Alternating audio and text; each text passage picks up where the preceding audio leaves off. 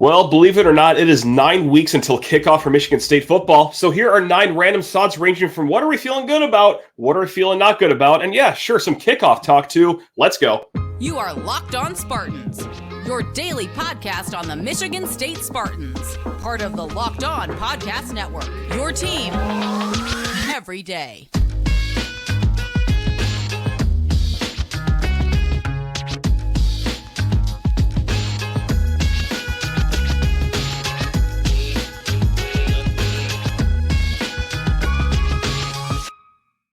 Spartan friends, Spartan family, Locked On Spartans listeners, thank you so much for kicking off your day with us here at Locked On Spartans.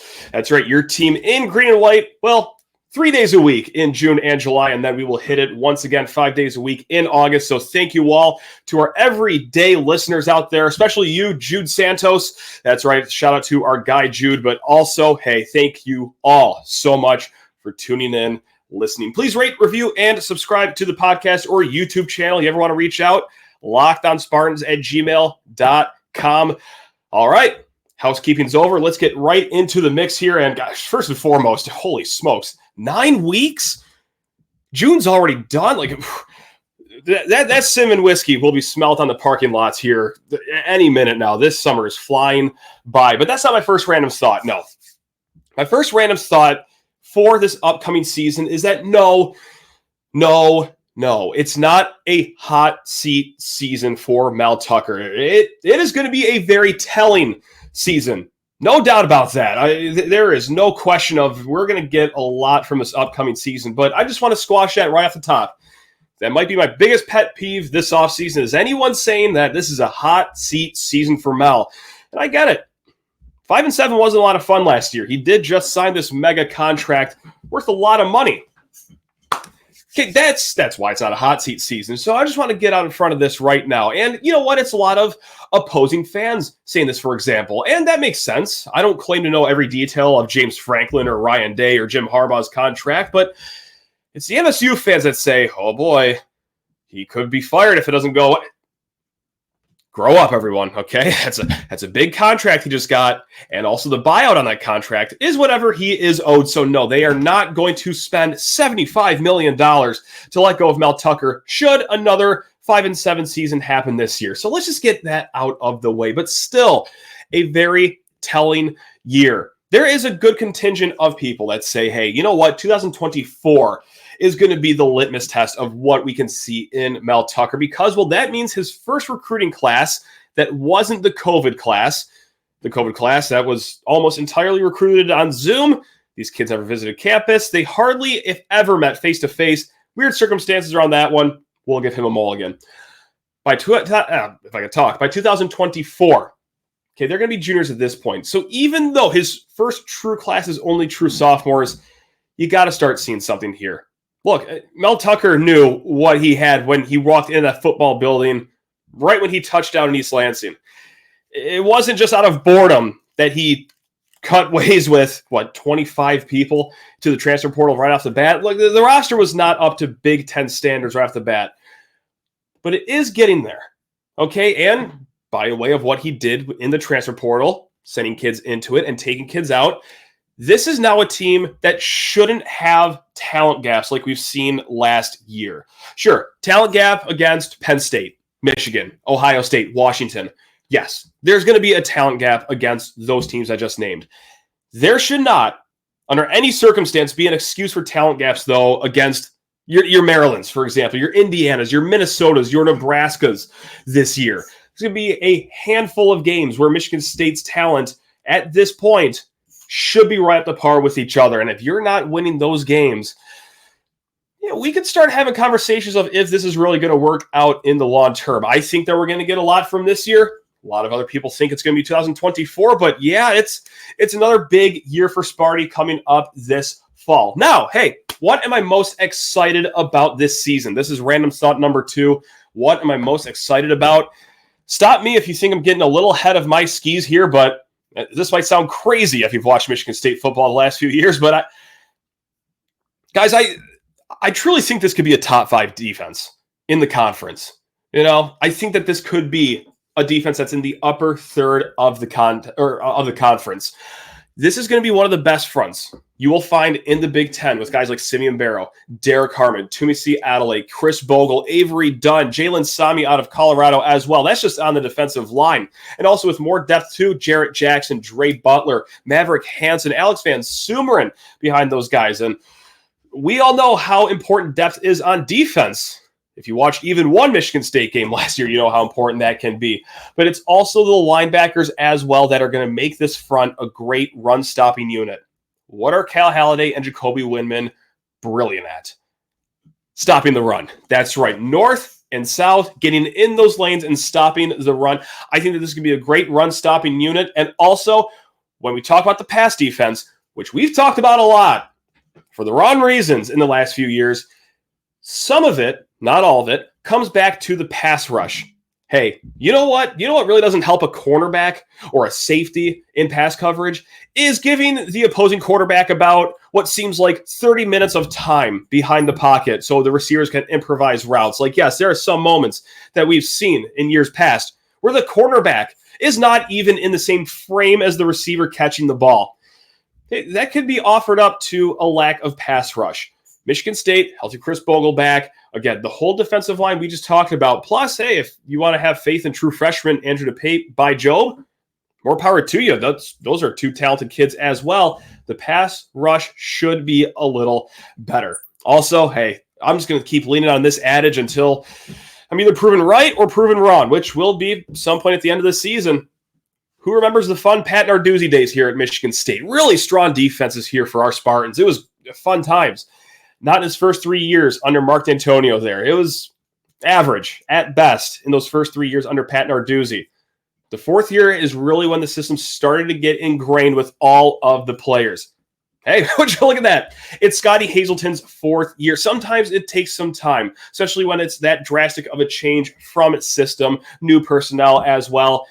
So I think there is faith in seeing what Scotty Hazelton's unit can do this year. And of course, I'm going to bring up my favorite stat to bring up. 27 different defensive starters last year. No defensive coordinator is going to thrive under those conditions. So I hope that we have health because, hey, that means Michigan State probably going to have their best or their most talented defensive unit on the field in that case, but also get a true read of what Scotty Hazelton is all about. Now, what am I most concerned about as we are chatting right now in late June? It's kicking. It's anything that has to do with a foot touching a ball. Look, we won't even start with field goal units. Let's start with the punting team right here. Bryce Behringer, I already miss him dearly. The best punter in the nation last year, was always humming punts in the 50s, great at downing it inside the 15, the 10-yard lines, and hey, the occasional 70-yard punt as well. I mean, we all loved Bryce Behringer last year. It might take until this year to truly appreciate what he was able to do in flipping the field and being the asset to Michigan State that he was. Now, behind him, one guy on the roster, his name is Ryan Eckley. He had one punt last year for 41 yards, averaged 42.6 in high school. And if you want to take that average, that's in the bottom third of the Big Ten, but I'm not going to put a lot of stock into that.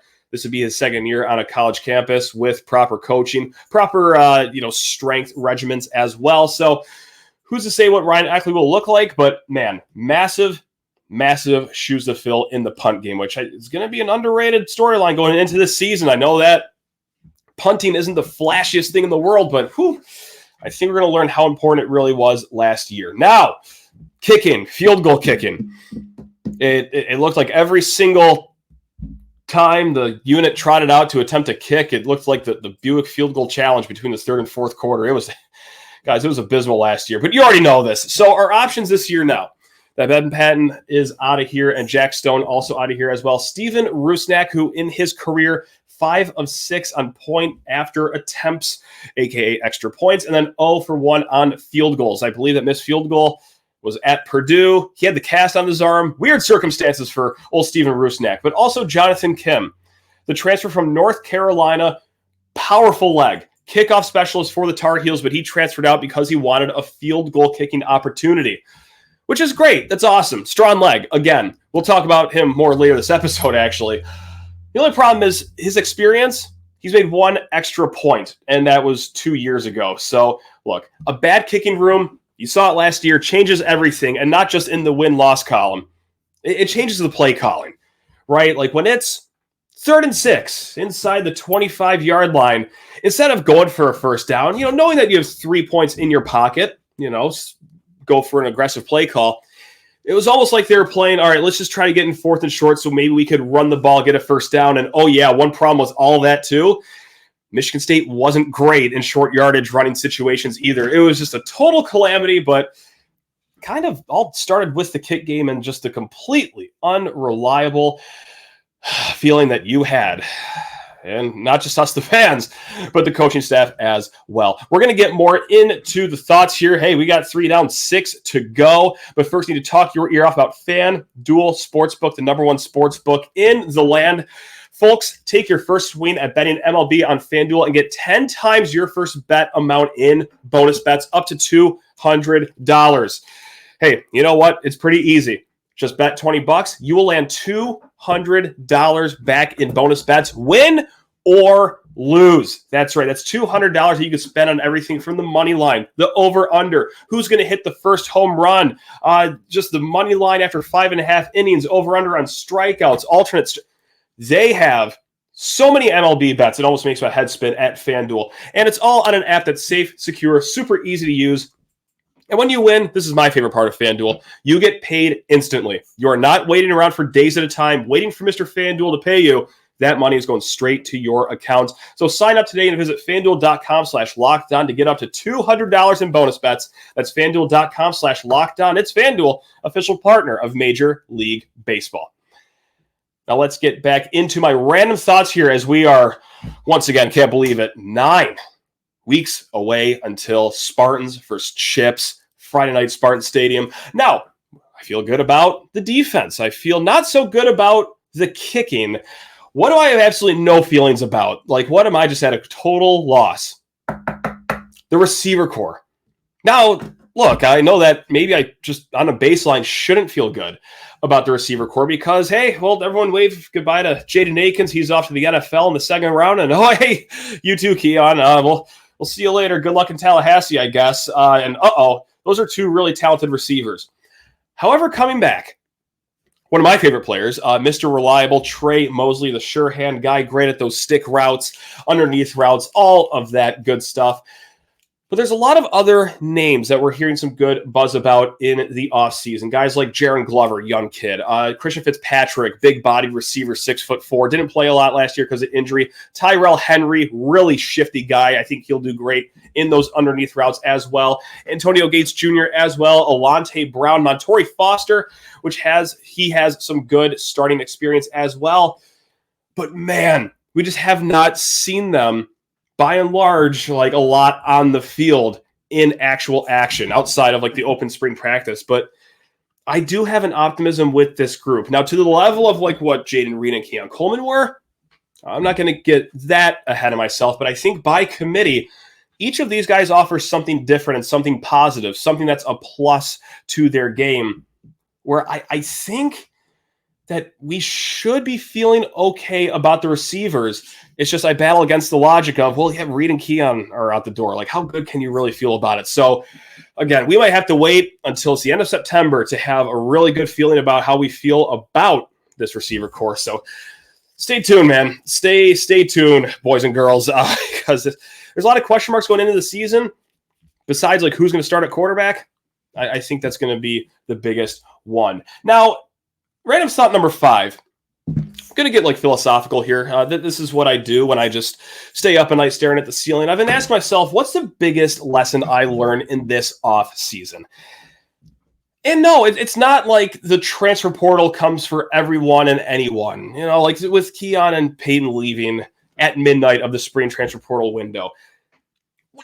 I mean, I kind of already knew that. Right? I mean, it happens all around the country. I mean, Georgia just lost a kid in the portal to USC. Like, even big, powerful SEC schools see kids transfer out for all sorts of reasons. Michigan State has been very lucky lately in guys that have left the program. Not a lot of massive hits. This was the biggest one. it was just our time. But yeah, this is something that we already know happens in college football. So excuse me for that not being my lesson. The biggest lesson I've learned, and this was kind of referenced throughout later in the season, is that Mel Tucker thinks that all the issues last year were on the talent level of the players. Now, I'm not ripping Mel Tucker for that at all. He could very well be correct. I mean, let's say that this plays out this year and MSU goes 8-4, something like that. Or even in 2024, all right, we're starting to see 9 wins with the same coaching staff, because it has been fascinating to see that no changes were made in the coaching staff in the offseason. Yes, Brandon Jordan left. That was on his own accord to go to the NFL. Marco Coleman, he left as well on his own accord. No coach was asked to leave, though. And I thought that was fascinating because, well, when you're 5-7, a lot of not so great things are happening on the field, and usually that ladders up to the coaches. But hey, just like I said, he was referencing this at the end of last season, not directly throwing players under the bus by name, but just stating that, yeah, there were a lot of execution errors. Pick a game where it didn't go well for Michigan State. Probably the free space on your bingo card was him saying, yeah, execution errors, which is a very nice gentleman-like way of saying, we don't got the talent. The talent is lacking, and also they're making mistakes on the field. Now, we could have an argument about whether, well, they should be coached to make the right moves. Hey, doesn't matter what I think. I'm not the guy that's the CEO of this college football program. That's Mr. Mel Tucker. And after seeing him get rid of no coaches, and actually, oh yeah, that's right, the only real seismic change he made this offseason was departing with Saeed Khalif, the quote-unquote GM of Michigan State's roster building. Okay, he thinks it is the talent gap there. And of course, he could be right. I'm not saying that, he's an idiot just for thinking that he should have fired. Hey, maybe it's going to work out. It's a gamble that Mel Tucker's taking. He is riding with his guys, but man, if it turns out that special teams are still kind of lousy and they're going to cost us a game or two, it's going to blow up in the face over here. But I'm at peace now this offseason. Enough time has passed since the Indiana game. I'm going to allow some time here to see how this unfolds. Now, thought number 6, back on the optimism train. I think it's going to be a night and day run game from last year. I truly do. And, well, you know what? That take is actually not too hot, because Michigan State last year did a pretty good job of setting the run game bar on the floor last year. It was not great. By the end of the season, it was looking fine. Jalen Berger, really strong last month for his season. The last month of the season, averaged over 5 yards per carry, and that was even with a quiet game against Penn State because of injury. But I digress. Last year, Michigan State 3rd lowest in yards per game in the Big Ten at 113. Now, of course, some of that is based on, Michigan State was also down a lot in a handful of second halves, so they're trying to air out the ball. So the total yards might be a misleading number, but here's an accurate one. 8th in the conference at yards per carry. And those short yardage situations I referenced not too long ago, some pretty damning stats that back that up. They were outside the top 100 in the FBS in stuff rate and power success rate. Stuff rate is the percentage of times that, you get stuffed behind the line of scrimmage. You're getting negative yards. Michigan State was outside the top 100 for that. And then power success rate, this is any time it's 3rd and 2 or 4th and 2 and shorter, and you don't get the first down. Outside the top 100 in that. Now, why am I so high all of a sudden over just one offseason? Well, it's because who they brought in with the running backs. Nathan Carter. You've heard us talk up and down about this kid all offseason. We also talked with him. Very nice kid. Love that guy. Led the nation in yards after contact last year after 4 games at UConn. Missed the rest of the season with a shoulder injury, but this guy is explosive with the ball in his hands. He is built with negative 5% body fat. This man is a Hummer going through the offensive line. Same with big-bodied Jaren Mangham. All right, short yardage specialist at South Florida. He's 6'3", 230, I believe. And yeah, instead of handing the ball to, you tried your best, Derrick Broussard, but we're going to hand to some serious beef this year. And also with the offensive line room looking the way they are, we're talking guys like JD Duplain, Nick Samak. We're hearing great things about the young guys that, the common fan might not know about, like Chris Phillips, for example. Gino Vandemark, he will probably be on the starting unit coming up this year. Keyshawn Blackstock, the junior college transfer. I'm missing a handful more. Dallas Fincher, Kevin Wigginton, of course. There's a lot of depth on the offensive line this year, specifically in the interior. So I think it's going to be a really strong run game for Michigan State. Now, thought number 7 here, as we get to our last 3 thoughts. I'm oddly confident in the quarterbacks, and maybe it's just the air in the room. Like, something about that late June air always makes me really optimistic about Michigan State. But, I am confident in the quarterback position now. Where will they be, whoever gets to start? Noah Kim or Caden Hauser, will they be top 3 in the conference right off the bat? Am I that confident? No, I think I'd be lying to you if I thought they'd be that good, but I just don't think the drop-off between Peyton Thorne and whoever wins this starting job is going to be that steep of a drop-off. I mean, look, when Peyton Thorne hit the transfer portal, I think it spoke in volumes. It was deafening how loud this was. That Michigan State, they saw Peyton Thorne leave. Okay, there's an empty locker in the quarterback room. I don't really care to fill it. We're not going to go out and even kick the tires on any other quarterbacks in the transfer portal. If they thought that it was going to be a big drop-off after what they've seen in spring practice between Thorne and either Kim or Hauser, yeah, they would have gone out and at least tried to get a kid on campus for a visit at the very least. But no, they didn't. And from what I've been hearing outside of those spring practices, it was very equal, if not a tick up with Kim from Thorne, a tick up from Hauser from Thorne as well. Of course, I mean, each source can have something different to say, but the ones I trust said that, no, it's actually looking pretty even between these 3 guys. Look, we know what we have with Noah Kim. Even though we've seen him very sparingly, we know at the baseline he has live legs, right? And I know there's a thin line between having live legs, extending plays, and also bailing out of pockets too early, being a little off schedule with your throwing and your feet beneath you. But I think he's on the right side of that line, at least when we've seen him play. He's got a solid arm. He made some of those best throws that we saw all day in that open spring practice, made some pretty good throws last year in his short times that he did play last year. And also when he was in the game last year, fearless. And I know that's so cliche. That's so outside of a box score. But, man, how many times do you see a backup quarterback come in and just, oh, my God, someone turn off the lights. It's too bright in here. They're just so timid. Not Noah Kim. He went out there with the mentality that, you know what, I'm going to ball out here and try to win the starting job right here on this drive. Now, what we have from Caden Hauser, we've seen him for about 6 seconds against Akron last year, so we don't know a lot about him, what he will be like on the field. But, man, at a baseline for him, just the physicality. Can outlift any other quarterback in that weight room. And, yeah, you might think that sounds ridiculous, but in the run game with those powerful legs, no, that says a lot. He has the strongest arm in the room as well. Now, will he know the offense as well as Noah Kim? Does he have the chemistry with all the receivers? It's going to be fascinating to see how it unfolds, but whoever trots out under center to start the season, I'm just going to have full faith in it. And look, it's not going to be anything political from the staff. And that's what I really like about this battle as well, because believe me, if politics were playing a role in this, it's already Caden Hauser's job, right? I mean, Noah Kim is a holdover from the D'Antonio days. Caden Hauser is this staff's pick. They anointed him as the future.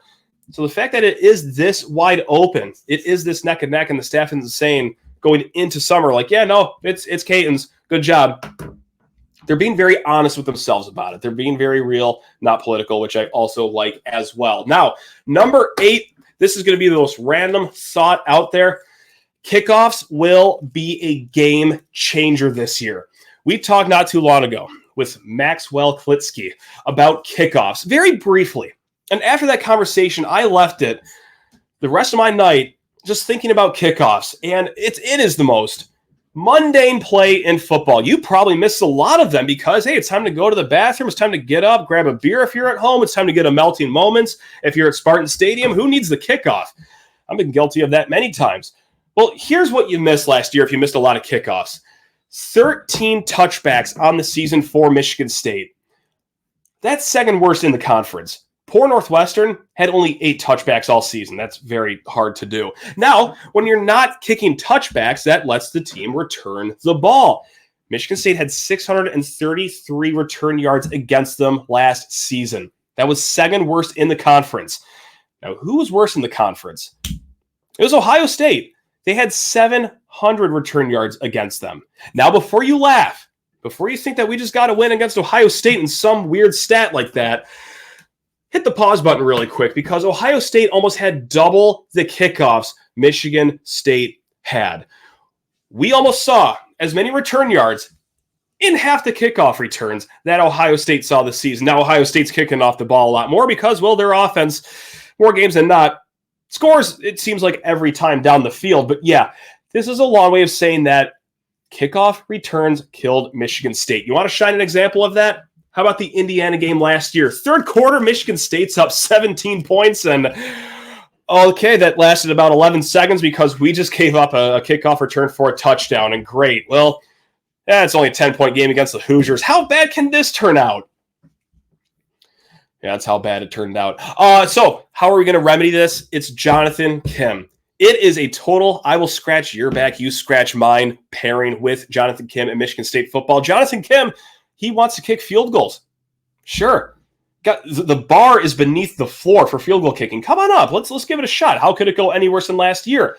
Now, what does Jonathan Kim bring us? Well, 2 years ago at North Carolina, 65 of 85 of his kickoffs were touchbacks. That was the highest in the ACC. Last year, in his 4 games, averaged 62.4 yards per kickoff. 27 touchbacks as well. It's 84%.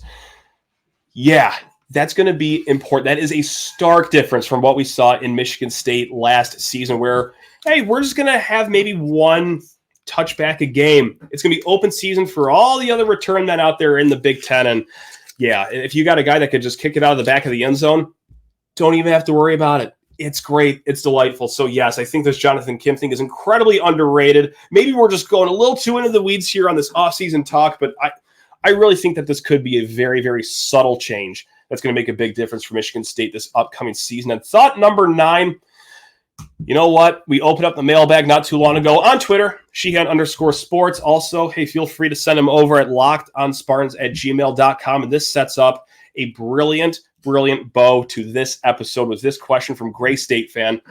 What will you consider a successful season in football this year? I want everyone to work with me here, okay? I know that there are a lot of optimistic fans. I know that there are fans that like the big numbers, you know. I've heard some fans say it has to be at least 8-4 or I'm out on Mel Tucker. And I want to try to reason with you here. It's a very hard schedule coming up this year. It is one of the top 5 hardest schedules in the nation coming up for Michigan State. A Michigan State team that just went 5-7 last year. A Michigan State team that is breaking in a new quarterback with a new receiving core, with an unproven secondary on the other side of that field. I know we highlighted a lot of optimistic points. Coming off a 5-7 season, there could be some lingering negative points as well. So with that said, FanDuel tells us that the over-under is 5.5. They expect Michigan State to go 5-7 this year. I think success for me would be 7-5. All right, 7-5. I know it's not a flashy number. That is a number that lacks some serious sex appeal. I mean, more times than not. And look, maybe by the end of the year, I'm going to look at 7-5 and be like, well, at least we're in the guaranteed rate bowl. But man, just from a large, zoomed out perspective of this, look. We talked about at the start of the show.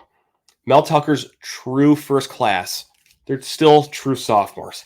All right, it's going to be a young team, an unproven team against a hard schedule. So 7-5, let's call it wins over CMU, Richmond, Rutgers, Nebraska, Maryland, Minnesota, and U of M, or swap U of M for Ohio State or Washington or maybe even Penn State. Any of those 4, if you win one of those 4 big games, and then you sweep the rest of CMU, Richmond, Rutgers, Nebraska, Maryland, Minnesota, which you probably should win all those games. I think that's going to be the successful season.